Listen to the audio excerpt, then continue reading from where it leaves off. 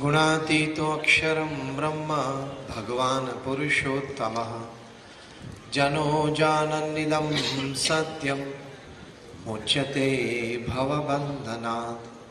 श्री स्वामीनारायण भगवान की जय। अक्षर पुरुषोत्तम महाराज की जय। राधा कृष्ण देव की जय। सियावर रामचंद्र भगवान की जय।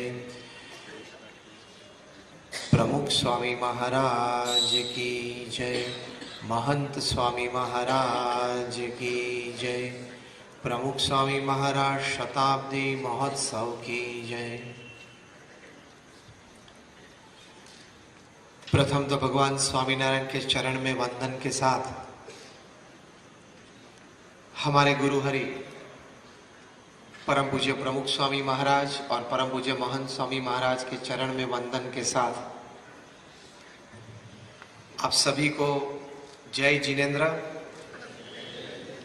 नमस्कार, गुड इवनिंग और जय Swaminarayan.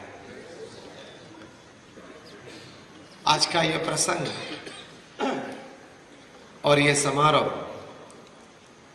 Jain international trade organisation के व्यवस्था और आयोजन से हमें प्राप्त हुआ है और आज की बात का विषय यह है, मेक लाइफ मोर ब्यूटीफुल। मतलब आप अपना जीवन किस तरह से ज्यादा बेहतरीन बना सकते हो। भगवान ने हमें मनुष्य जीवन तो दिया है, ये 70-80 साल का मामला है। If you live that life well, it is a satisfied and successful life. If you cannot live that life well, it is a dissatisfied and a failed life. ये 70-80 साल का जीवन किस तरह से जीना है, वो इस पृथ्वी पे सभी नहीं जानते हैं। सुबह उठते हैं, कुछ घर का काम करते हैं, चाय नाश्ता करते हैं, दफ्तर के लिए तैयार होते हैं, काम धंधे पे चलते हैं, कुछ 8-10 घंटा ऑफिस में काम करते हैं, जिनका जो व्यवसाय हो वो करते हैं।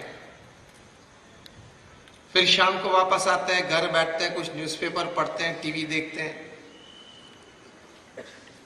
कोई व्यसन हो तो पान मसाला करते हैं, फिर खाते पीते हैं, कुछ टीवी शो देख के सो जाते हैं। 99.9% people upon this earth live this lifestyle. हाय आना, इसमें जीवन की जो महक आनी चाहिए, जीवन में जो सद्गुण प्राप्त होने चाहिए, जो एक बेसिक अंडरस्टैंडिंग है कि life is much beyond materialistic pleasures, life is much beyond materialistic gains in life, वो एक जो बेसिक अंडरस्टैंडिंग है, इसकी जो अगर क्लैरिटी ना हो तो पृथ्वी पे से तो रोज 1.5 लाख व्यक्ति विदा लेते हैं। 24 घंटे का दिन, 86,200 सेकंड्स का ये दिन है, उसमें 1.5 लाख लोग विदा लेते हैं। मतलब every 2 seconds 3 people leave this earth।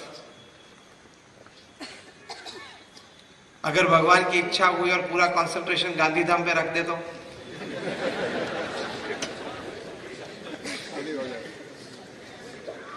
क्योंकि वो तो हमारे बस की बात तो है नहीं, वो घटना तो हमारे काबू में तो है नहीं। कहने की बात यह है कि कल पैदा हुए थे, आज युवान हो गए, कोई वृद्ध हो गए, कल चले जाएंगे। किस प्रकार के विचार से हम जीवन जिए, किस प्रकार की भावनाओं से हम कार्य करें, किस प्रकार की सोच हम जीवन में रखें ताकि हमारा वर्तन पवित्र हो, तो इस प्रकार का एक जीवन जब हम जिएंगे तभी हमको जीवन में संतोष और आनंद रहेगा.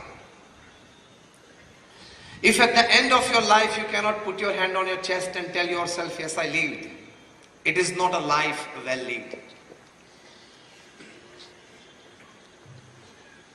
तो पहली बात सबसे बड़ी, for a very beautiful life upon this earth, कि हमारे विचार स्पष्ट होने चाहिए, विचार हमारे ऊंचे होने चाहिए, विचार हमारे पवित्र होने चाहिए. ऊंचे विचार, स्पष्ट विचार और पवित्र विचार से व्यक्ति सुखी हो सकती है. Your life becomes more beautiful. क्योंकि man at the end of the day is a bundle of his own thoughts. जो विचार हम पूरा दिन करते हैं शाम को हो जाते हैं, जो विचार हम पूरी जिंदगी करते हैं जिंदगी के अंत में हो जाते हैं. तो विचार की एक परिपक्वता चाहिए, क्योंकि your thoughts decide your actions. Your actions decide your destiny, and your destiny decides your life. ये एक सिद्धांत है. तो विचार की स्पष्टता, विचार की ऊंचाई और विचार की पवित्रता चाहिए. जापान में एक फिश पैदा होती है जिसका नाम है कोई. जापानीज कोई बोलते हैं, KOI. इसकी एक बड़ी अजीब सी विशेषता है. जब वो पैदा होती है तब उसकी साइज 1 या 1.5 इंच होती है. अगर वे पैदा होने के बाद उसको घर में जो हम बाथरूम में टब यूज करते हैं पानी भरने के लिए या स्नान करने के लिए, उस टब में अगर उसको रखें तो जिंदगी में वे सिर्फ 2 या 3 इंच बड़ी होती है. अगर वही कोई मछली को पैदा होने के बाद तुरंत ही कोई बड़ी वाटर टैंक में रखी जाए, 10 बाय 10 या 10 बाय 20 की साइज हो, उसमें अगर रखी जाए तो वो मछली अपनी जिंदगी में 8 से 10 इंच बड़ी होती है. वही जापानीज कोई मछली को जो पैदा होने के वक्त 1 या 1.5 इंच की थी, उसको अगर बड़ा तालाब हो उसमें रखा जाए, इन अ लेक, तो अपनी जिंदगी में उसकी साइज बड़ी होते हुए 2-3 फीट बढ़ती है.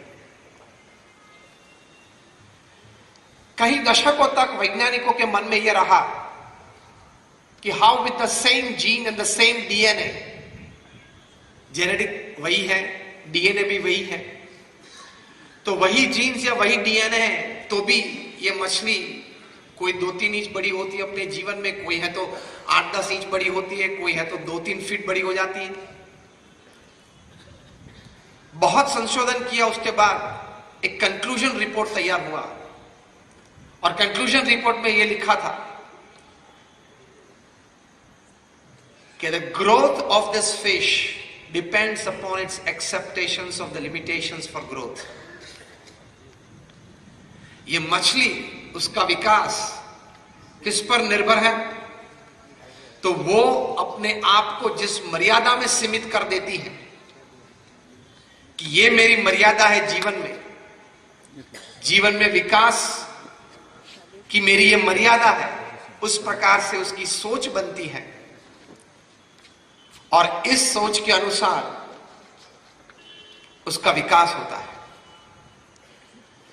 तो एक प्रथम बड़ी बात यह समझनी है, you grow according to the limitations that you accept in your life. आपने अगर स्वीकार कर लिया कि ये मेरी मर्यादाएं हैं तो आपका विकास उस सीमित मर्यादा में ही होगा.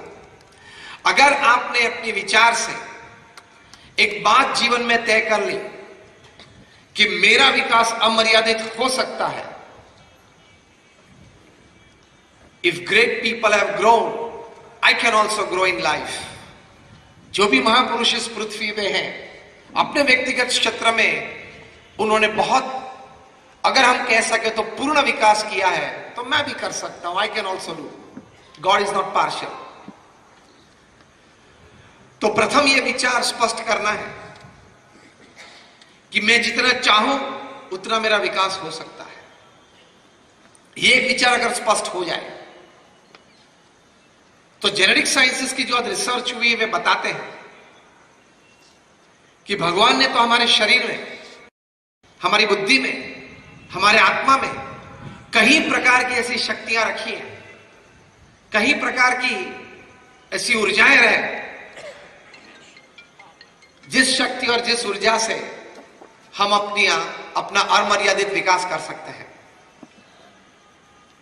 तो प्रथम ये बात हम स्वीकार ले कि if you accept that I have no limitations for growth, you can go for unlimited growth in your life. ये एक विचार मन में स्पष्ट होना चाहिए।